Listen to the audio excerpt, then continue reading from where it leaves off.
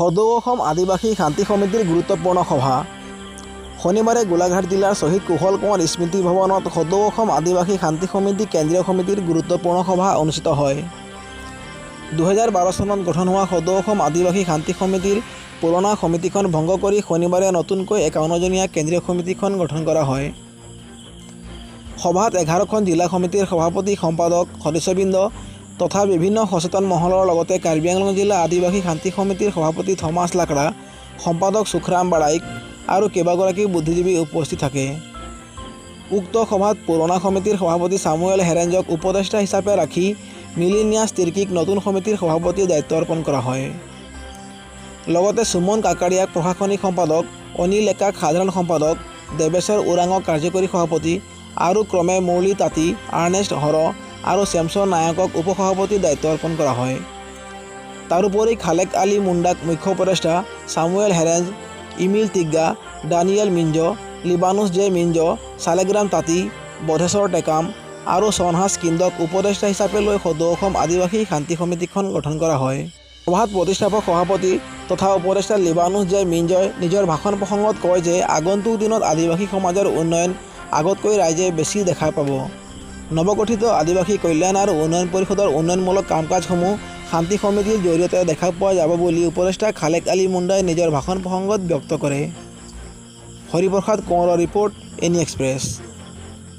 এই অসম আদিবাসী শান্তি সমিতিয়ে ৰাইজৰ লগত লগ লাগি আমাৰ ভাইসকলক হাবি জংঘলৰ পৰা ওলাবলৈ বহুত যত্ন কষ্ট কৰি ওলাই অনা হৈছে, বহুত ঘাট প্ৰতিঘাতৰ মাজেৰে।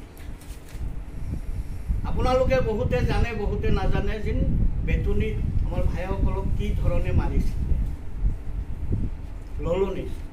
কিন্তু আমাৰ আদিবাসী জাতি, মই ভাবোঁ, মই একদম শ্বৰ্টকাট কৈ গৈ আছোঁ, আমি অলপ হ'লেও সফল হৈছোঁ, আগবাঢ়ি গৈছোঁ। শিক্ষাৰ দৰকাৰ, আমাৰ শ্লোগানবিলাক ভাল হ'ব লাগে যেন আদিবাসী ৰাইজৰ ঘৰে ঘৰে শিক্ষা, তেতিয়াহে আদিবাসী ৰক্ষা। শিক্ষা নহ'লে আমি ৰক্ষা হ'ব নোৱাৰিম। আমাৰ শ্লোগানবিলাক তেনেকুৱা আমি সৃষ্টি কৰিব লাগে। গতিকে মই আপোনালোকক সকলোকে অনুৰোধ কৰিছোঁ যে আজি যিখন সমিতি হ'বলৈ গৈ আছে, আপোনালোকে সদায় সকলো সহায় সহযোগ কৰিব আৰু আমি খুব সোনকালে আমাৰ কাউন্সিলত আমি জগা লোৱাৰ ব্যৱস্থা কৰিম। ডাং চাহাবৰ লগতো আলোচনা কৰিছোঁ, বিভিন্নজনৰ লগত আলোচনা কৰিছোঁ। আৰু মই আজি এই আদিবাসী শান্তি সমিতিৰ পৰা এটাই কথা ক'ব বিচাৰোঁ যে আজি আমাৰ দীপেন নায়কেই হওক, আমাৰ ডাং চাহাবেই হওক বা আলনাৰ ভাইসকল হওক, যিসকলে পইচা পাতি পাই আছে, তেওঁলোকক মই ডাং চাহাবক আৰু দীপেন নায়কক, যিহেতু তেওঁ এজন চেয়াৰমেন আছিলে, এজন CNC আছিলে, তেওঁলোকক আমি এই আদিবাসী শান্তি সমিতিৰ পৰা তেওঁলোকক এটা আমি প্ৰেছাৰ দিব লাগিব, অনুৰোধ কৰিব লাগিব যে যিবিলাক ল'ৰা আমাৰ এডিশ্যনেল হৈ আছে, গভৰ্ণমেণ্টৰ পৰা টকা পইচা পোৱা নাই, আজি বিভিন্ন জেগাত বিভিন্ন ধৰণে পৰি আছে, তেওঁলোকক খালি ইস্তেমালেই কৰি আছে। গতিকে তেওঁলোকে যাতে গভৰ্ণমেণ্টৰ পৰা সম্পূৰ্ণ স্বীকৃতি পায় আৰু সম্পূৰ্ণ চৰকাৰৰ পৰা সুবিধা পায়, তাৰ কাৰণে আমি সৰ্বপ্ৰথম আমি দাবী জনাম। আমি এই কামখিনি, আমাৰ ভাইসকলৰ কামখিনি আমি কৰিব লাগিব।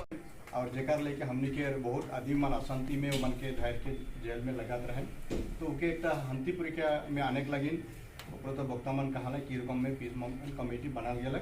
तो उकर में अवदान रहा पीस कमेटी के मेन व्यक्ति mister Khalek Ali Munda, Samuel Herenj, mister Libanus Johnny Minj, Milianus Tirkey, late doctor Intus Bengra, Emil Tigga, mister चोनाज किंडो और लेट धीरेन केटा। ये सब मूल रूप से व्यक्ति मान रहे जो मूल रूप पीस मूवमेंट कमेटी के दिलाएं और केकार लेके पीस इनिशिएटर कराता है मध्यस्थीकारी। हमने मध्यस्थीकारी बन रही असम और भारत सरकार का संगे, और से हिसाब से हमने के आइडेंटिटी कार्ड रहे। तो से हिसाब से हमने 5टा संगठन, Birsa commando force, Adivasi cobra military of Assam, Adivasi peoples army, APA, Santhal tiger force और ऑल असम और all Adivasi national liberation army, in short अनला। तो इका लेके ये संगठन के चलाए लगिन एक हमनी के संविधान के जरिए से हमने के प्रस्तुत करके सरकार संगे प्रस्तुत कर रहे हैं।